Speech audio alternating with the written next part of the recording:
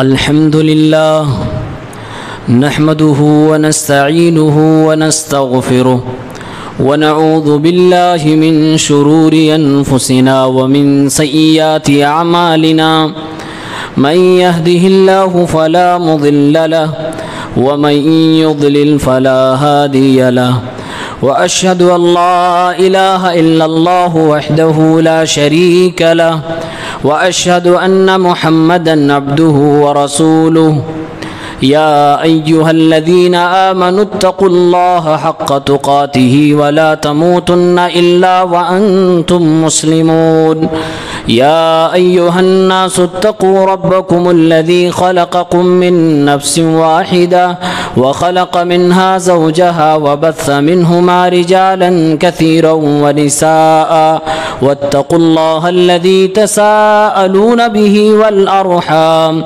إن الله كان عليكم رقيبا يا أيها الذين آمنوا اتقوا الله وقولوا قولا سديدا يصلح لكم أعمالكم ويغفر لكم ذنوبكم ومن يطع الله ورسوله فقد فاز فوزا عظيما أما بعد فإن خير الحديث كتاب الله وخير الهدي هدي محمد صلى الله عليه وسلم وشر الأمور محدثاتها وكل محدثة بدعة وكل بدعة ضلالة وكل ضلالة في النار.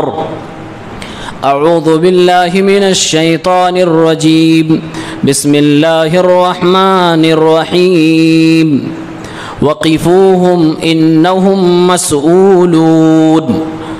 وقال في موضع آخر فوربك لنسألنهم أجمعين عما كانوا يعملون. حاضرین جمعہ، اسلامی بھائیوں، نوجوان ساتھیوں، عزیز بچوں،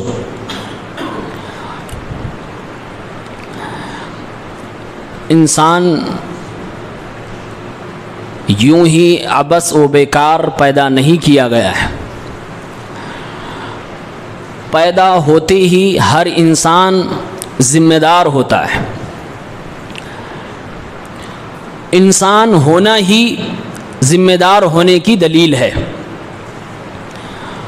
قرآن میں اللہ نے کہا ہے حملها الانسان، انسان نے امانت کا بوجھ اٹھایا ہے، ذمہ داری کو قبول کیا ہے، تو ہر انسان ذمہ دار ہے.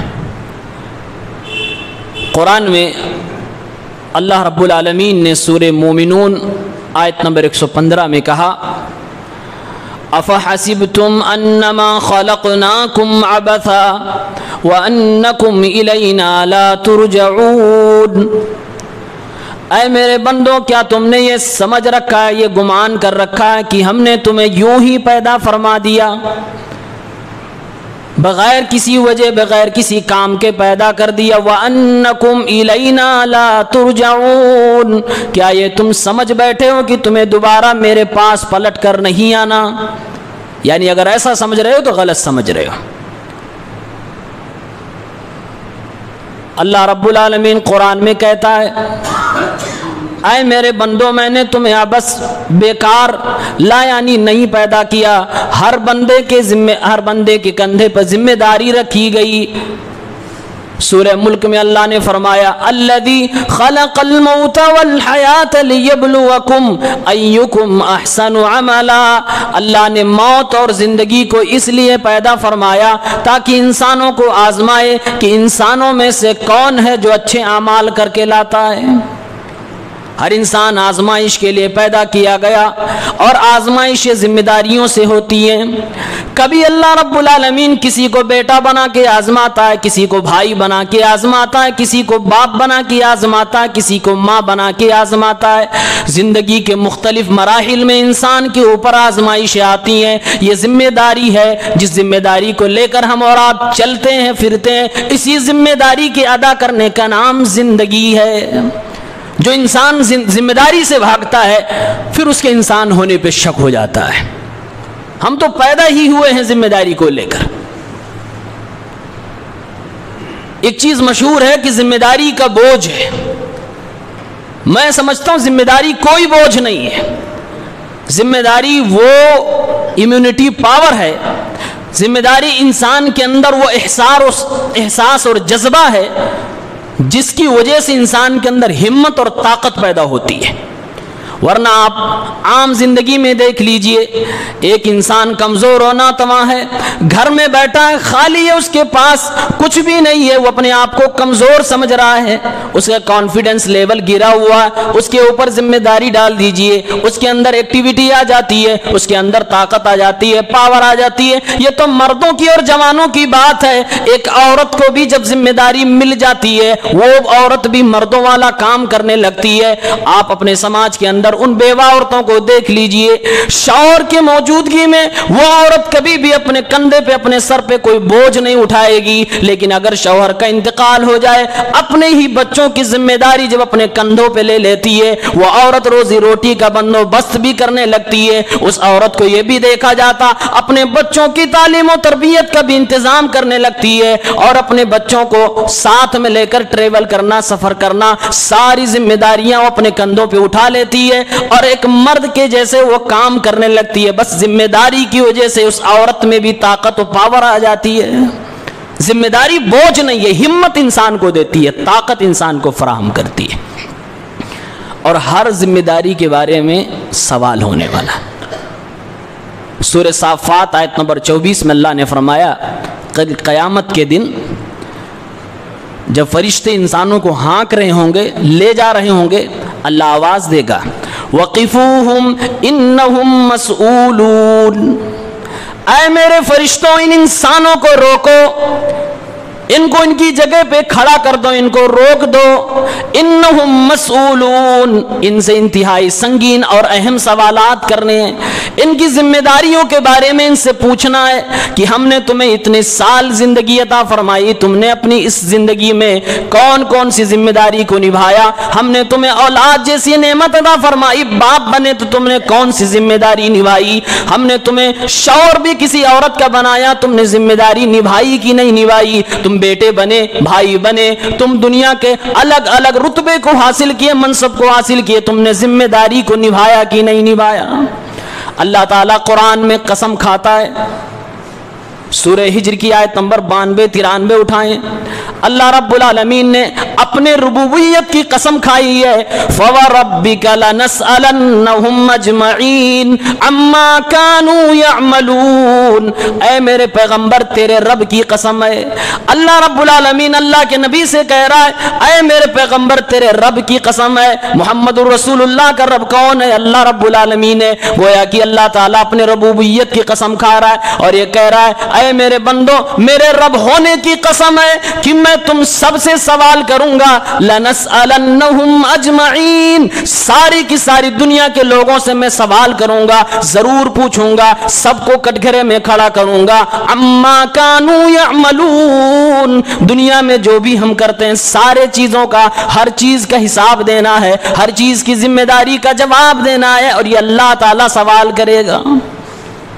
اللہ تعالیٰ نبیوں سے بھی سوال کرے گا، امتیوں سے بھی سوال کرے گا۔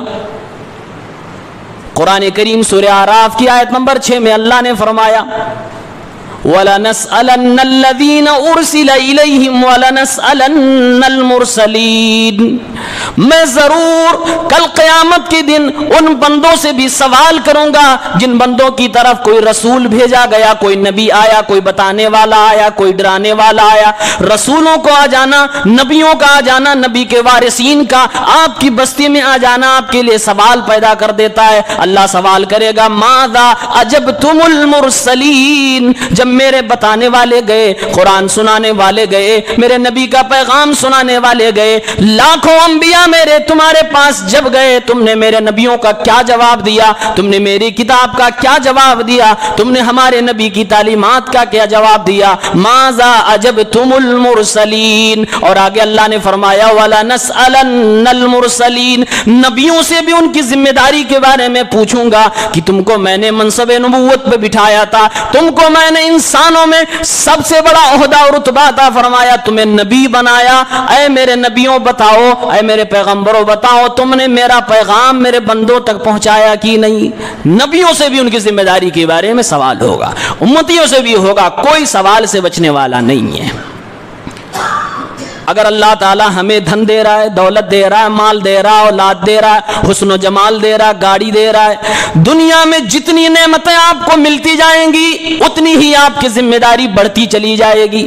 جتنا آپ کو ملے گا اتنی ذمہ داری بڑھتی چلی جائے گی, اور ہر ذمہ داری کے بارے میں سوال ہونا ہے, یعنی ہر نعمت کے بارے میں سوال ہونا ہے. اللہ تعالیٰ نے قرآن میں سورہ تکاثر کی آیت نمبر 8 میں فرمایا ثم لتسألن یومئذ عن النعیم. اے میرے بندو, دنیا سے تم چلے جاؤ گے, قبر میں تمہاری آرام گاہ ہو جائے گی. قبر سے نکالے جانے کے بعد کل قیامت کے دن جب حساب و کتاب کا دن ہوگا تو تم سے ساری نعمتوں کے بارے میں سوال کیا جائے گا. جب اللہ نے تمہیں یہ نعمت عطا فرمائی, تمہاری ذمہ داری بڑھ گئی, تم نے وہ ذمہ داری ادا کی نہیں کی, ذمہ داری کا احساس تمہارے اندر تھا کہ نہیں تھا. ہر نعمت کے بارے میں سوال ہوتا. جتنی نعمتیں ملتی انسان کو اتنی ذمہ داری بڑھتی چلی جاتی ہے. اللہ کے نبی صلی اللہ علیہ وسلم نے کہا ہے, اور بار بار تاکید سے آپ نے کہا ہے کہ ہر انسان ذمہ دار ہے. صحیح بخاری میں کتاب النکاح حدیث نمبر 5200 اللہ کے رسول صلی اللہ علیہ وسلم فرماتے ہیں کلکم راع وکلکم مسئول عن رعیتہ. اے میری امت کے تمام افراد سن لو, مردوں, خواتین, بچے, جوان, بوڑھوں, سب سن لو. کلکم راعین, تم سب کے سب ذمہ دار ہو. اس امت میں کوئی بھی شخص ایسا نہیں جس کو اللہ کے نبی یہ نہیں چاہتے تھے کہ اس کے اندر لیڈری آئے, قیادت کی صلاحیت آئے. اللہ کے نبی چاہتے تھے میرے امت کا ایک ایک جوان قائد ہو, میری امت کا ایک ایک نوجوان, ایک ایک مرد, ایک ایک عورت کے اندر لیڈری والی خوبی موجود ہو. میری امت کا ہر فرد ذمہ دار ہو, کوئی بھی ایسا شخص نہ ہو اس امت کے اندر جو غیر ذمہ دار ناگرک بن کے رہے. اللہ کے نبی چاہتے تھے کہ ہر شخص ذمہ دار ہو اور ذمہ داری کو نبھائے. وہ الگ بات ہے کہ لوگ آج ذمہ داریاں نہیں نبھاتے, لیکن دنیا میں کوئی ایسا نہیں ہے جس کے اوپر ذمہ داری نہ ہو. اللہ کے نبی فرما رہے ہیں ہر ذمہ دار سے اس کی ذمہ داری کے بارے میں سوال کیا جائے گا. اللہ کے نبی مثال دے رہے, 3-4 مثالیں. والامیر راعن, ایک حاکم اور بادشاہ, ایک منتری, ایک ودھایک, ایک پردھان, یہ سنچالک, ذمہ دار جو بھی ہے, اغوا رہنما ہے, وہ ذمہ دار ہے. کل قیامت کے دن اس کو اس کی ذمہ داری کے بارے میں پوچھا جائے گا. والرجل راعن علی اہل بیتہ, ہر انسان اپنے گھر کے اندر, ہر مرد اپنے گھر کے اندر اور گھر کے اندر رہنے والے تمام لوگوں کا ذمہ دار ہے, اور اس کو اس کی ذمہ داری کے بارے میں سوال کیا جائے گا. والمرأة راعیة فی بیت زوجها وولدہ, ہر عورت اپنے شوہر کے گھر کی ذمہ دار ہے, اپنے شوہر کے بچوں کی ذمہ دار ہے. اللہ کے نبی فرما رہے ہیں والخادم راعن فی مال سیدہ, ایک نوکر اگر کہیں نوکری کر رہا ہے, کہیں جاب کر رہا ہے, تو اپنے مالک کے مال کا ذمہ دار ہے, اس کو اس کے بارے میں سوال کیا جائے گا. کلکم راعن وکلکم مسئول عن رعیتہ. اے میری امت کے لوگوں, یہ چند نمونے تمہیں سنائے جا رہے ہیں کہ ایک مرد گھر کا ذمہ دار, ایک عورت اپنے گھر کی ذمہ دار, ایک نوکر اپنے مالک کے مال کا ذمہ دار, ایک حاکم اپنی رعایا کا ذمہ دار. اسی طرح سے دنیا کا ہر انسان ذمہ دار ہے. ٹیچر ہے تو اپنے اسٹوڈنٹس کا ذمہ دار ہے, امام ہے تو اپنے مقتدیوں کا ذمہ دار ہے, دکاندار ہے تو اپنے کسٹمر کا ذمہ دار ہے. ہر آدمی ذمہ دار ہے, اور ہر کسی سے اس کی ذمہ داری کے بارے میں سوال کیا جائے گا, پوچھا جائے گا. پوچھنے والا اللہ تعالی ہے. یہ اللہ کے نبی صلی اللہ علیہ وسلم نے بار بار یہ بات کہی ہے. اور ایک حدیث میں صحیح مسلم کتاب الایمان 142 اللہ کے رسول صلی اللہ علیہ وسلم فرماتے ہیں ما من عبد یسترعیہ اللہ رعیتا یموت یوم یموت وہو غاش لرعیتہ الا حرم اللہ علیہ الجنہ. اللہ کے نبی فرماتے ہیں جس کو بھی دنیا میں کوئی ذمہ داری سونپ دی گئی, کوئی ذمہ داری دے دی گئی، کسی عہدے اور منصب پر اسے بٹھا دیا گیا، وہ باپ بن گیا، وہ شادی شدہ ہو گیا، کسی کا شوہر بن گیا، کسی کا بیٹا بن گیا، اس کی ذات سے کسی کو امید لگ گئی، امیدیں اس کی وابستہ ہو گئی۔ اللہ کے نبی فرماتے ہیں جس نے بھی اپنی ماتحتوں کے تعلق سے انصاف نہیں کیا اور اپنے نیچے رہنے والے لوگوں کے ساتھ ذمہ داری نہیں نبھائی اور اسی حالت میں دنیا سے چلا گیا، اپنی رعایا اور اپنے ماتحتوں کے ساتھ دھوکہ دڑی کر کے چلا گیا، جنت اس کے اوپر حرام کر دی جاتی ہے، جنت کی خوشبو سے بھی وہ دور کر دیا جاتا ہے۔ اتنا آسان نہیں ہے ذمہ دار ہونا۔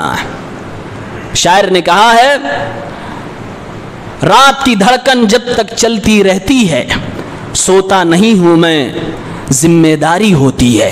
ذمہ دار انسان رات کی تاریکیوں میں بھی ذمہ داری کو محسوس کرتا ہے، وہ اگلے دن کی ترتیب بناتا ہے، کل ہمیں کیا کرنا ہے۔ ایک باپ یہ ساری چیزیں انتظام رات کو بستر پہ کرتا ہے اور صبح کے پورا آنے والے دن کے لیے پوری تنظیم کاری کرتا ہے۔ نرم و گداز بستر پر بھی ایک ذمہ دار انسان کو جلدی نیند نہیں آتی ہے۔ آرام گاہوں میں بھی آرام چھن جایا کرتے ہیں اگر ذمہ داری کا احساس ہو۔ ذمہ داری کو 3 حصوں میں ہم بانٹ سکتے ہیں۔ ایک انسان کے اوپر کس طرح کی ذمہ داری ہو سکتی ہے، بہت ذمہ داریاں ہیں لیکن 3 حصوں میں ہم بانٹتے ہیں۔ نمبر 1، ایک ذمہ داری ایک انسان کے اوپر یہ ہے کہ اللہ تعالیٰ نے اس کو کس چیز کا ذمہ دار بنایا اپنے بارے میں، جس کو کہہ سکتے ہیں حقوق اللہ۔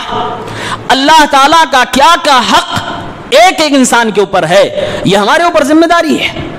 اللہ رب العالمین نے قرآن میں سورہ ذاریات کی آیت نمبر 56 میں فرمایا وَمَا خَلَقْتُ الْجِنَّ وَالْإِنسَ إِلَّا لِيَعْبُدُونَ، اے میرے بندوں میں نے تمہیں اور جناتوں کو صرف اپنی عبادت کے لیے پیدا فرمایا۔ ہر انسان کی ذمہ داری ہے کہ اللہ تعالیٰ کی دی گئی اس ذمہ داری کو ادا کرے، ورنہ اگر ہم نے عبادت میں غفلت کی، اپنے پیدا کیے جانے کے مقصد میں چوری کی، بے ایمانی کی، کل قیامت کے دن اللہ سوال کرے گا اے میرے بندے میں نے اسی لیے تجھے پیدا کیا، تو نے اسی کو چھوڑ کر باقی سارا کام کیا ہے، تو جواب دے۔ اور اللہ کے نبی صلی اللہ علیہ وسلم نے بھی یہ بتایا ہے کہ ایک انسان کے اوپر کیا ذمہ داری ہے۔ صحیح مسلم کتاب الایمان حدیث نمبر 30، ایک صحابی اللہ کے نبی صلی اللہ علیہ وسلم کی سواری پر بیٹھے تھے، آپ صلی اللہ علیہ وسلم ایک گدھے پہ سوار تھے، پیچھے معاذ بن جبل رضی اللہ عنہ بھی سوار تھے۔ اللہ کے نبی پوچھ رہے ہیں یا معاذ هل تدری ما حق اللہ علی العباد، اے میرے صحابی پیچھے بیٹھے ہوئے معاذ بن جبل، کیا تمہیں معلوم ہے ایک بندے کی کیا ذمہ داری ہے اپنے اللہ کے بارے میں، ایک انسان کو اپنے اللہ کے لیے کیا کرنا چاہیے؟ صحابی کہتے ہیں اللہ اس کے رسول بہتر جانتے ہیں۔ اللہ کے نبی کا جواب سنو، ان حق اللہ علی العباد ان یعبدوہ ولا یشرکوا بہ شیئا، ایک بندے کی ذمہ داری، ایک انسان کی ذمہ داری یہ ہے کہ وہ اپنے اللہ کی ہمیشہ عبادت کرتا رہے، پوری زندگی اپنے اللہ کے ساتھ کسی کو بھی ساجی و شریک نہ ٹھہرائے۔ یہ پہلی ذمہ داری ہے ہر انسان کی۔ اس ذمہ داری پہ کیا تبصرہ کرنا اور آپ کے شہر اہل بہرائچ کے سامنے کیا تبصرہ کرنا۔ انسان کے پیدا کیے جانے کا جو مقصد ہے، جو ذمہ داریوں میں سب سے بڑی ذمہ داری ہے، جس میں اگر فیل ہوئے تو قرآن کہتا ہے کل انعام، 4 پیر والے اور 2 پیر والے میں پھر کوئی فرق نہیں رہ جاتا ہے۔ اللہ کو ایسے کی کوئی پرواہ نہیں ہوتی ہے جو اس ذمہ داری میں فیل ہو جائے۔ آج ہمیں اپنا محاسبہ کرنا چاہیے، اس ذمہ داری میں ہم کتنے پاس ہیں، اللہ کی عبادت کرتے کہ نہیں کرتے، اور پھر اللہ کے ساتھ ہم کسی کو ساجی و شریک تو نہیں ٹھہراتے۔ اگر اس میں فیل ہوئے تو پہلی ذمہ داری میں ہم ناکام ہیں، اور اسی ذمہ داری کی بنیاد پر جنت و جہنم کا فیصلہ ہونے والا ہے۔ دوسری ذمہ داری خاندان، قبیلے، گھر کی ذمہ داری ہوتی ہے، اور یہ ذمہ داری ایک انسان کے ساتھ جو احساسات جڑے ہوتے ہیں، جو ایموشنز جڑے ہوتے ہیں، اس کے ساتھ یہ اٹیچ ہوتی ہے، اور یہ ذمہ داری عام طور سے لوگ ادا کر لے جاتے ہیں، لیکن اس میں بھی انسانیت آج کوتاہ نظر آتی ہے۔ کیوں؟ کیونکہ انسان لالچی ہو گیا، انسان کنجوس ہو گیا، انسان مفاد پرست ہو گیا، اپنے فائدے کی چیزیں سوچنے لگا ہے، اس لیے خونی رشتے اور یہ ایموشنل جو رشتے ہیں ان کو بھی وہ پورا کرنے میں ادھورا نظر آتا ہے۔ خاندان کتنا بڑا ہوتا ہے، بہت بڑا ہوتا ہے، لیکن 3 رشتوں کو انتہائی زیادہ آپ کو اہمیت دینی چاہیے۔ ایک رشتہ اپنی بیوی کا، دوسرا اپنے بچوں کا، تیسرا اپنے ماں باپ کا۔ یہ تین رشتے ایسے ہیں جن رشتوں میں جو بے ایمان نکل گیا، اللہ کی قسم وہ انسانیت کے درجے سے نکل جاتا ہے، پھر وہ جانور ہو جاتا ہے، پھر اس سے امید نہیں لگائی جا سکتی ہے کوئی انسان کبھی کسی کے ساتھ بھلا کرے گا جو اپنے ماں باپ کے ساتھ نہ بھلا کر سکے، جو اپنے بیوی بچوں کے ساتھ بھلا نہ کر سکے۔ آج ہم اور آپ شادی شدہ ہو جانے کے بعد ایک ذمہ داری یہی صرف سمجھتے ہیں کہ اپنے بچوں کے رہنے کے لیے گھر مکان کے انتظام کر دیں، ان کے سر کے اوپر چھت کا انتظام کر دیں، ذمہ داری ختم ہو جائے گی۔ دو لقمہ کھانے کے انتظام کر دیں، ذمہ داری ختم ہو جائے گی۔ اکثر و بیشتر لوگ صرف انہی دونوں چیزوں کو کرنے کو ذمہ داری ادا کرنا سمجھتے ہیں۔ اور میرے بھائیوں، یہ ساری دنیا کرتی ہے، مسلمان صرف انہی دونوں کو نہیں کرتا، اس کے علاوہ بھی کرتا ہے۔ اللہ تعالیٰ نے یہ قرآن کریم میں سورہ نساء کی آیت نمبر 34 میں فرمایا، الرجال قوامون علی النساء بما فضل اللہ بعضهم علی بعض وبما انفقوا من اموالہم۔ مرد کو اللہ نے ذمہ دار بنایا ہے عورتوں کا۔ ایک مرد کو اللہ نے طاقت عطا فرمائی ہے، جسم کے اعتبار سے، ذہن کے اعتبار سے عورتوں سے زیادہ طاقتور ہوتا ہے۔ اللہ تعالیٰ نے مردوں کو عورتوں کا ذمہ دار بنایا، کیونکہ مرد اپنی محنت کی کمائی ہوئی دولت کو اپنی بیوی پہ خرچ کرتا ہے، اپنے بچوں پہ خرچ کرتا ہے، اس لیے اللہ نے مرد کو ذمہ دار بنایا ہے۔ یہ قرآن کی آیت یہ بتا رہی ہے کہ اپنے بچوں کے لیے، اپنی بیوی کے لیے گھر مکان اور کھانا کپڑے کا انتظام کرنا یہ انسانیت تو ہے ہی، لیکن ایک مسلمان کے لیے اس سے بھی بڑی چیز یہ ہے کہ اپنے بچوں اور اپنی بیوی کی دین کی حفاظت کی ذمہ داری کرے۔ وہ میرے بھائیوں، جسم کو بچانے کے لیے بہترین کمرے ہم بنا لے جاتے ہیں، مضبوط دیواریں ہم بنا لے جاتے ہیں، لیکن اپنے بچوں کے دین کی حفاظت کے لیے ہم نے کون سی دیوار بنائی؟ ہم اپنے بچوں کی دین کی حفاظت کے لیے، اپنے بچوں کو تربیت دینے کے لیے کون سی مضبوط بلڈنگ تعمیر کر رہے ہیں؟ اس پہ ہمیں غور کرنا چاہیے۔ قرآن کریم کی ایک آیت سورہ تحریم آیت نمبر 6 اللہ نے فرمایا، یا ایھا الذین آمنوا قوا انفسکم واہلیکم نارا وقودها الناس والحجارہ علیہا ملائکۃ غلاظ شداد لا یعصون اللہ ما امرہم ویفعلون ما یؤمرون۔ اے ایمان والو، اے اللہ اس کے رسول کو ماننے والو، اپنے آپ کو جہنم کی آگ سے بچاؤ اور اپنے اہل و عیال کو جہنم کی آگ سے بچاؤ، اس جہنم سے جس جہنم کا ایندھن انسان بھی ہے، پتھر بھی ہے، جس جہنم کے اوپر اللہ نے ایسے فرشتوں کو مسلط کر رکھا ہے جو فرشتے جب مارتے ہیں کسی طرح کا کوئی رحم و کرم نہیں کرتے، انسان کو پیٹتے چلے جاتے ہیں، انسان چلاتا رہے، فرشتوں کو رحم نہیں آتا، فرشتے جبڑے چیرتے چلے جاتے ہیں، ان کو رحم نہیں آتا، کیونکہ اللہ نے بیان فرمایا ہے وہ فرشتے اللہ کے کہے ہوئے ہر کام کو کرتے ہیں، کبھی اللہ کی مخالفت نہیں کیا کرتے۔ یہ قرآن کی وہ آیت ہے سورہ تحریم کی آیت نمبر 6، جس آیت کو اگر آپ سمجھ جائیں اور دل میں جگہ دے لے جائیں تو آپ کے سدھرنے کے لیے اور اپنے گھر کو سدھارنے کے لیے کافی ہے، بہت زیادہ آپ کو سننے کی ضرورت نہیں پڑے گی۔ اب بارہا یہ آیت سنائی جاتی ہے، سورۃ التحریم آیت نمبر 6، خود کو بچاؤ اور اپنے اہل و عیال کو بچاؤ۔ اب اس کے آگے کچھ بچتا نہیں ہے، اس پر آپ عمل کر لیں، ہم عمل کر لے جائیں تو آخرت سنور جائے گی اور اپنے بچوں کو بھی ہم سنوار لے جائیں گے۔ آج آپ دیکھیے لوگ بس اسی کو ذمہ داری ادا کرنا سمجھتے ہیں کہ ہاں بس کھانا کپڑا گھر دے دیا، ہو گیا، ذمہ دار ہو گئے۔ نہیں، ذمہ داری ادا نہیں ہوئی، بلکہ کچھ نہیں ہوئی۔ یہ تو جانور بھی اپنے بچوں کے لیے کھانے کا انتظام کرتا ہے، ایک چڑیا بھی اپنے بچوں کے لیے گھونسلے کا انتظام کرتی ہے، اس میں کوئی امتیاز کی بات نہیں ہے، یہ زندگی کے لیے ضروری تھا، لیکن امتیاز اس میں ہے، فرق اس میں ہے، رتبہ اس میں ہے، برتری اس میں ہے، فضیلت اس میں ہے کہ آپ اپنے بچوں کے لیے ایسا سرکشا کوچ دے کے جائیں کہ کوئی بھی درندہ، کوئی بھی انسان جو گمراہی میں پل رہا ہو اور گمراہ کرنے کے لیے لوگوں کو کوشش کر رہا ہو، وہ آپ کے بچوں کو گمراہ نہ کر پائے، وہ آپ کے گھر کے اندر گمراہی کو نہ لا پائے، کبھی شرک و بدعت آپ کے گھر میں پنپنے نہ پائے۔ یہ آپ کو کرنے کا اصل کام ہے، اور یہی مسلمان کو زیادہ کرنا چاہیے. افسوس اس میں ہم فیل نظر آ رہے ہیں. مسلمانوں کا طبقہ, بڑا بڑا طبقہ, بڑے بڑے دیندار گھرانے اس میں فیل نظر آ رہے ہیں. گھر عالیشان ہے, گاڑیاں بہترین ہے, کمائی اچھی ہے, لیکن تربیت کچھ نہیں ہے. بچوں میں تعلیم کچھ نہیں ہے, ہوشیاری کچھ نہیں ہے, دین کچھ نہیں ہے, رتبہ کچھ نہیں ہے. گھروں میں قرآن تو ہے, پڑھنے والا کوئی نہیں ہے. گھروں کے اندر جائے نماز بھی ہے, نماز پڑھنے والا کوئی نہیں ہے. مصلی بچھانے والی عورتیں نہیں رہیں. اب گھروں سے قرآن کی تلاوت وہ آنی بند ہو گئی ہیں جو پہلے زمانے میں آیا کرتی تھی. یہی نتیجہ ہے کہ ایک ذمہ دار صرف کھانا کپڑا اور گھر کو ذمہ داری سمجھ رہا ہے. بچوں کی دین کی حفاظت اور ان کے لیے شریعت کے اوپر ان کو لانا, یہ ذمہ داری ہم اور آپ نہیں سمجھ رہے. اور کل قیامت کے دن ہر باپ کی گریبان اس بارے میں پکڑی جائے گی, ہر بھائی کی گریبان پکڑی جائے گی, ہر ماں کی گرفتاری ہوگی اسی سوال کی بنیاد پر کہ تو نے اپنے بچوں کے دین کے لیے کیا کیا تھا. تیسری ذمہ داری سماج و معاشرے کی ذمہ داری ہوتی ہے. ہم جہاں رہتے ہیں پڑوسیوں کے ساتھ کیسے رہنا ہے, رشتہ داروں کے ساتھ کیسے رہنا, عوام کے ساتھ, عام جنتا کے ساتھ کیسے رہنا ہے, اپنے ملک میں کیسے غیر مسلموں کے ساتھ رہنا ہے, یہ سب ہماری ذمہ داری ہے. اور اس کو بھی شریعت سے ہمیں حل کرنا ہے, اس کو بھی ہمیں دین سے سمجھنا ہے. قرآن کریم میں سورہ اعراف کی آیت نمبر 56 میں اللہ نے ارشاد فرمایا وَلَا تُفْسِدُوا فِي الْأَرْضِ بَعْدَ إِصْلَاحِهَا وَادْعُوهُ خَوْفًا وَطَمَعًا إِنَّ رَحْمَتَ اللَّهِ قَرِيبٌ مِّنَ الْمُحْسِنِينَ. اے میرے بندو, زمین میں فساد نہ برپا کرو, زمین میں لڑائی جھگڑا نہ کرو, زمین میں کسی طرح کا آتنک نہ مچاؤ, امن و شانتی کے ساتھ رہو, اپنے اللہ کی عبادت کرتے رہا کرو, اپنے اللہ سے ڈرتے بھی رہا کرو اور اپنے اللہ سے امید بھی لگائے رکھو. اللہ تعالیٰ معاف بھی کرنے والا ہے, اور اللہ سے ڈرتے بھی رہا کرو تاکہ تم سے گناہ نہ ہونے پائے.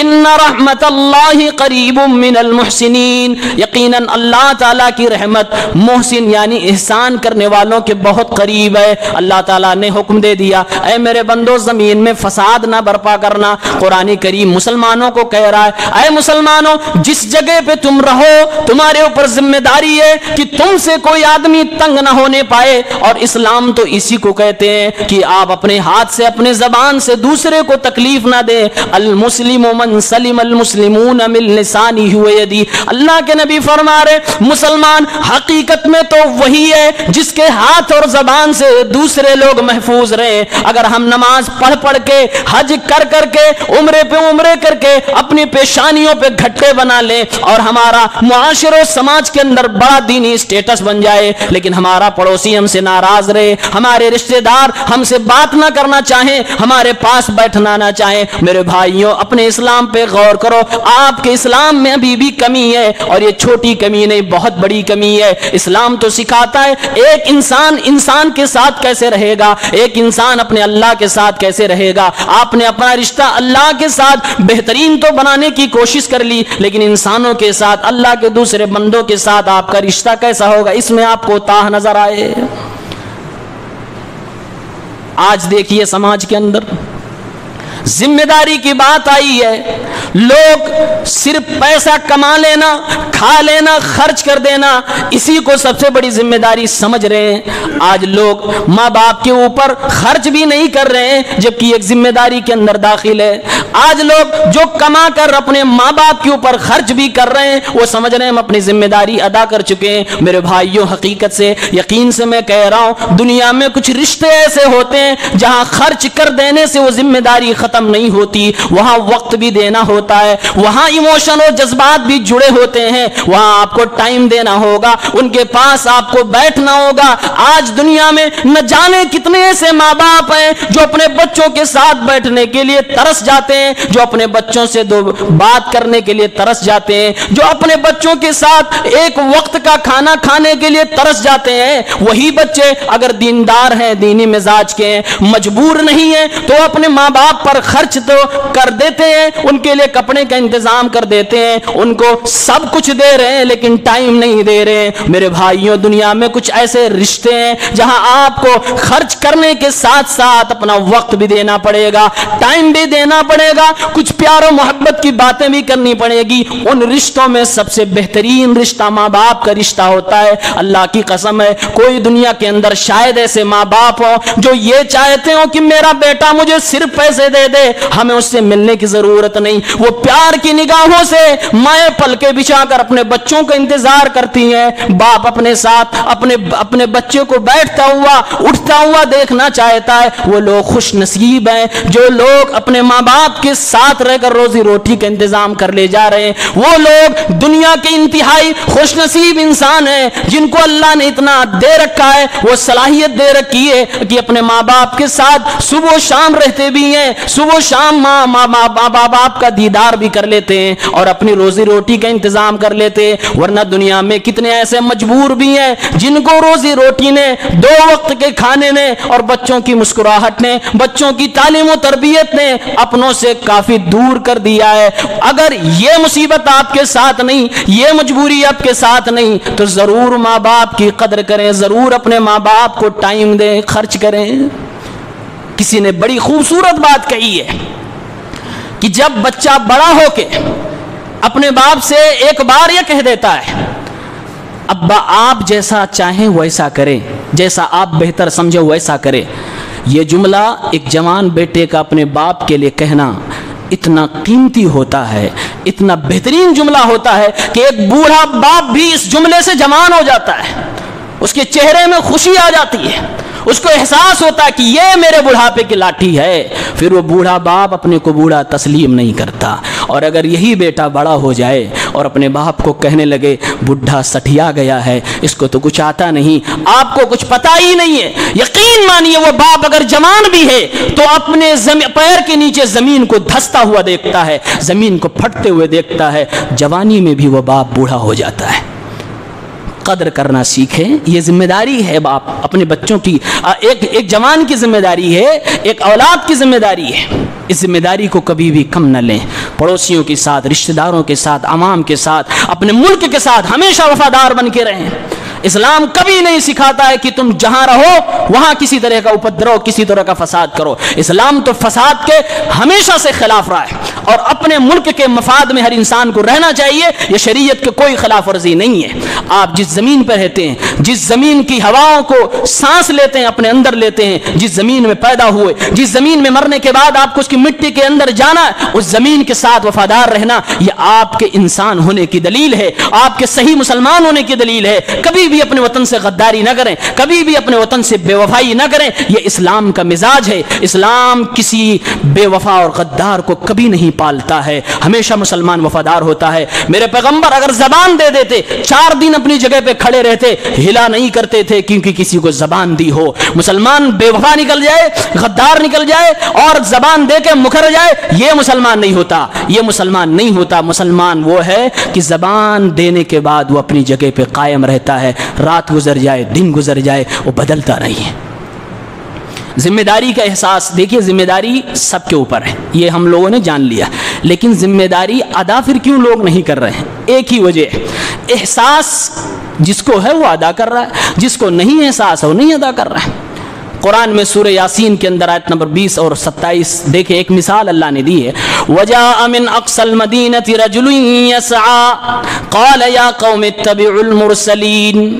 ایک دور تھا لوگ اپنے نبیوں کی بات نہیں مان رہے تھے، شہر کے کونے میں ایک انسان رہتا تھا جس کے اندر انسانیت موجود تھی، جو اپنے آپ کو ذمہ دار شہری تسلیم کر رہا تھا۔ وہ دوڑتا ہوا آتا ہے اور قوم کے لوگوں سے کہتا ہے اتبعوا المرسلین، رسول بھیجا جاتا ہے کہ اس کی پیروی کی جائے۔ اے میری قوم کے لوگوں، اپنے رسولوں کی پیروی کرو، اپنے رسولوں کی بات مانو۔ قرآن نے اس آدمی کے اس عمل کو کیسے بیان کیا سنو، وجاء من اقصل مدینۃ رجل یسعى، شہر کے کونے سے ایک آدمی دوڑتا ہوا آیا. یعنی جب آپ کو ذمہ داری کا احساس ہو جائے گا تو آپ دوڑیں گے بھی، بھاگیں گے بھی، پسینے بھی بہائیں گے، محنت بھی کریں گے، شہر بھی چھوڑ دیں گے، قربانیاں بھی دے دیں گے، لیکن ذمہ داری کا احساس ہونا ضروری ہے. آپ اگر ذمہ دار اپنے آپ کو تسلیم کرتے ہیں اور آپ کے ماتحت کچھ ایسے مجبور لاچار لوگ بسے ہیں جو امید کی نگاہوں سے آپ کی طرف دیکھ رہے ہیں، اس وقت آپ کو اپنے فائدے قربان کرنے پڑتے ہیں، اس وقت آپ کو اپنے جذبات کو قربان کرنے پڑتے ہیں اور ذمہ دار ہونے کا ثبوت دینا ہوتا ہے. قرآن میں اللہ نے سبق دے دیا، ایک ذمہ دار آدمی چاہے دین کی ذمہ داری ہو یا گھر کی ذمہ داری ہو، سماج کی ذمہ داری ہو، وہ اپنی ذمہ داری کو ادا کرنے کے لیے دوڑتا بھاگتا بھی ہے، محنتیں کرتا، کوشش کرتا ہے، لوگوں سے جا کر ملتا بھی ہے، باتیں بھی کرتا ہے، لیکن اپنی ذمہ داری کو ادھورا کبھی نہیں چھوڑتا. قرآن کریم میں اور بھی مثالیں موجود ہیں. حضرت عمر رضی اللہ عنہ کو دیکھ لیجئے.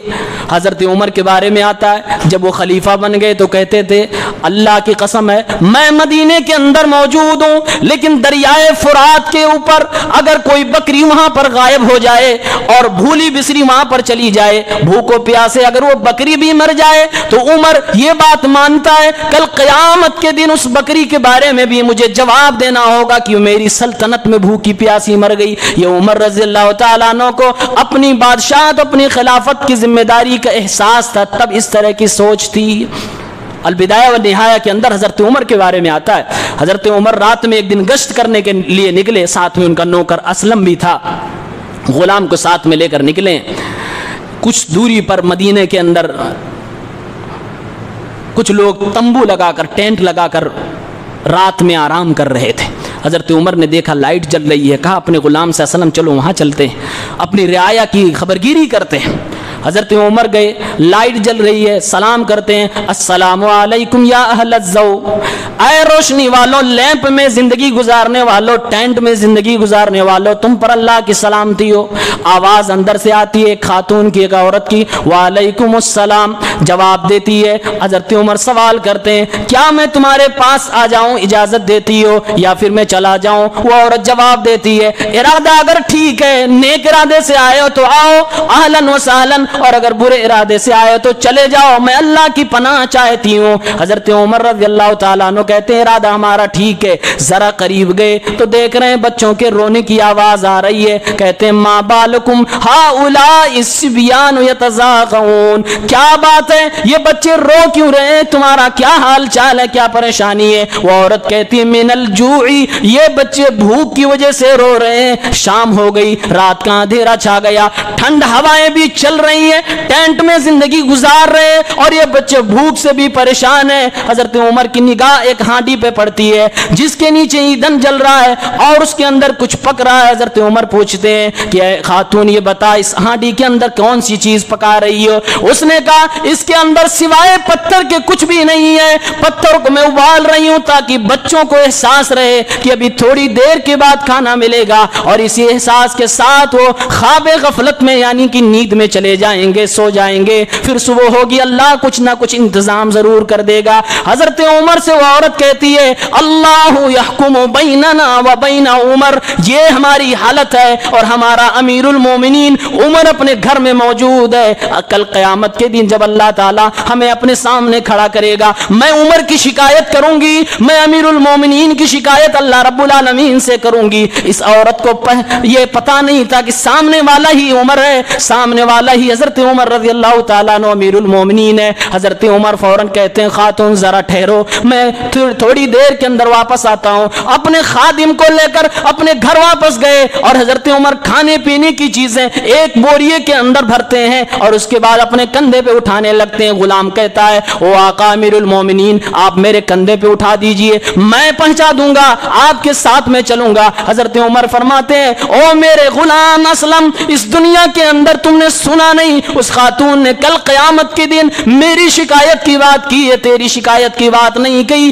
کل قیامت کے دن اس ذمہ داری جو میرے کندھے پہ ڈالی گئی اس کا جواب تو نہیں دے گا, میں دوں گا, لہٰذا یہ بوری میرے کندھے پہ لاد دے, کندھے پہ اٹھا دے. حضرت عمر اپنے کندھے پہ لادتے ہیں, اس عورت کے ٹینٹ کے پاس جاتے ہیں, خود ہی حضرت عمر رضی اللہ تعالیٰ عنہ اناج نکالتے ہیں, خاتون سے کہتے ہیں او میری بہن تو آٹا گود, اور حضرت عمر خود چولہا جلانے لگتے ہیں. ان کا غلام اسلم بیان کرتا ہے, امام ابن کثیر نے البدایہ والنہایہ کے اندر لکھا ہے, ان کا غلام کہتا ہے حضرت عمر کی داڑھی لمبی لمبی تھی, وہ اس ایندھن کو جلاتے ہوئے اپنے منہ سے پھونکتے ہیں کہ آگ جل جائے, کسی طرح سے ہانڈی میں پکنے لگے, دھواں ان کی داڑھی سے ہوتے ہوئے باہر نکل رہا ہے. عمر کے چہرے پہ پسینے ہی پسینے, حضرت عمر پریشان ہے. وہ عورت ادھر اونٹا آٹا گوتتی ہے, کھانے کے لیے تیار کیا جاتا ہے, برتن میں نکال دیا جاتا ہے. حضرت عمر اس خاتون سے کہتے ہیں او میری بہن تو اپنے ہاتھ سے اپنے بچوں کو کھلا, میں کھانا گرم ہے اسے ٹھنڈا کرنے کے لیے ذرا پنکھا چلاتا ہوں, ذرا میں اسے ٹھنڈا کرنے کی کوشش کرتا ہوں,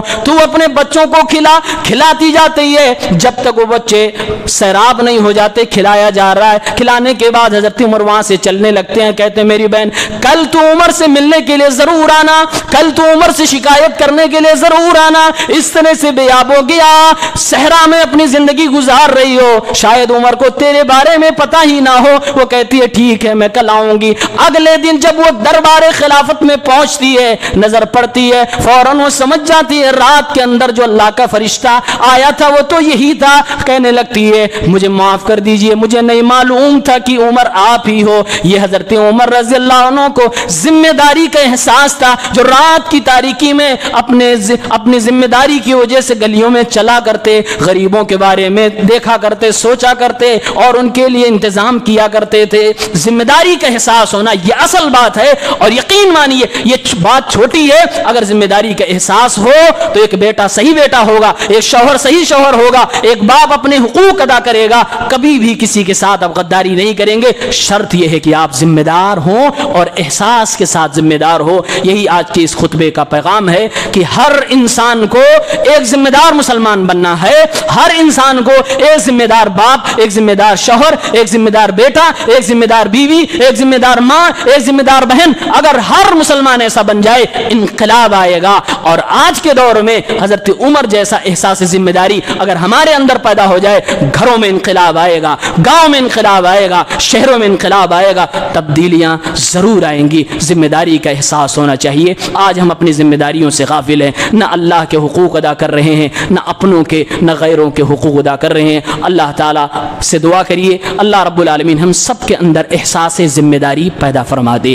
ہمارے اندر اللہ رب العالمین وہ احساس پیدا فرمائے کہ ہم ایک طاقت محسوس کریں, کبھی ہمارے اندر اضمحلال اور کمزوری نہ آئے, کبھی بھی دوسروں کے حقوق ادا کرتے ہوئے سستی نہ آئے. ذمہ داری کا احساس ہوگا, آپ کو طاقت آئے گی. ایک انسان جب ذمہ دار بن جاتا ہے تو پہاڑوں پہ پیدل بھی چڑھ جاتا ہے, اور کندھے پہ بوجھ بھی لیتا ہے, بیٹے کو بھی اٹھا لیتا ہے, گٹھریاں بھی لاد لیتا ہے. وہ طاقت ذمہ داری سے آتی ہے. وہ ذمہ داری کا احساس پیدا کریے, طاقت آئے گی, مضبوط بنیں گے انشاءاللہ. اللہ تعالی ہر محاذ پہ کامیاب کرے گا. اللہ رب العالمین ہم سب کو کمزوروں کو طاقت عطا فرمائے. الہ العالمین ہماری دعاؤں کو قبول فرمائے. آمین یا رب العالمین.